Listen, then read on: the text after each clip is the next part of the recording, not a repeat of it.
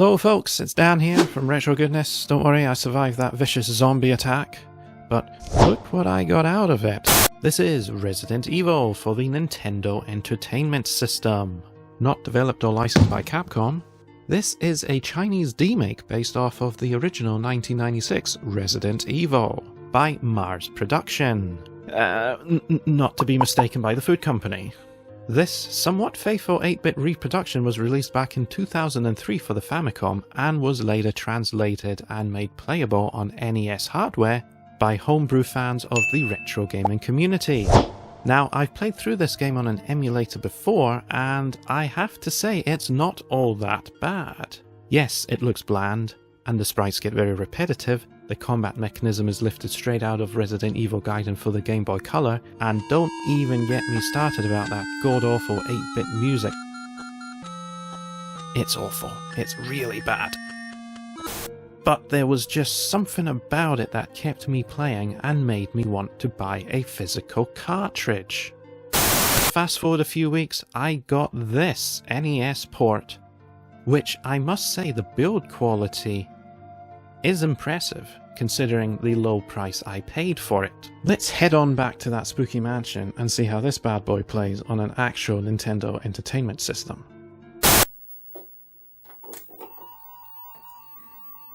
Okay, so here we go. 8-bit Resident Evil on NES hardware. Hooked up to a Roadstar Color CRT monitor/television, displaying an aspect ratio of 4:3 on a whopping 10-inch screen. I have to say though, the game still sounds just as bad through the television as it does through an emulator on the PC. Sadly, no live action cutscenes. Instead, a pretty faithful storyboard introduction. So, as you can see, the title is displayed as Resident Evil and not Biohazard. You've got a choice of 2 modes, easy and hard, both of which you play as Jill.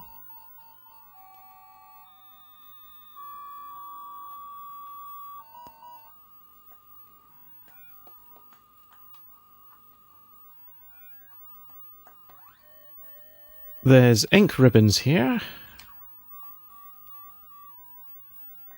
You have your gun and combat knife. Health is fine, for now anyway. Wesker doesn't want to talk, fair enough. I must admit, it does feel different playing it on an actual NES as opposed to through an emulator on the PC. In a good way though. Moving around doesn't feel as slippery. But that's just my opinion though. I hope that's not Chris's blood. Okay, Jill, let's go investigate.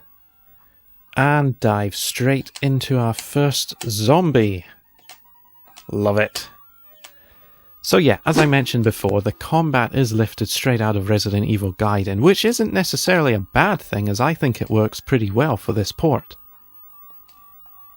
But to be fair, you can just simply walk by most of the enemies in this game and not engage at all.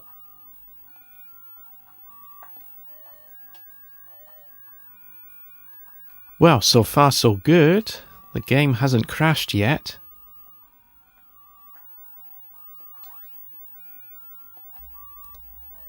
First floor map. Yep, we'll take that.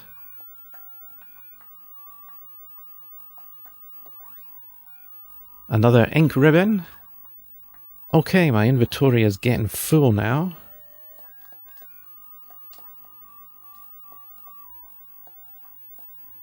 I'm wondering, is there anything else hidden around here? I suppose not. So we'll move on.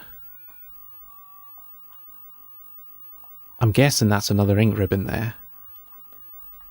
Oh, no, we've got our first dog attack coming.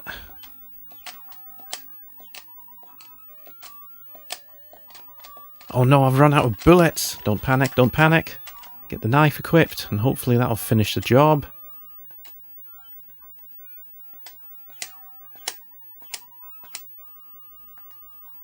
There we go, that was a close call. Health is really low though. And yeah, I knew it, that was another ink ribbon there. And there's the other... yeah, I'm going to die. That's it. Game over for me. Game over. Yep, I died.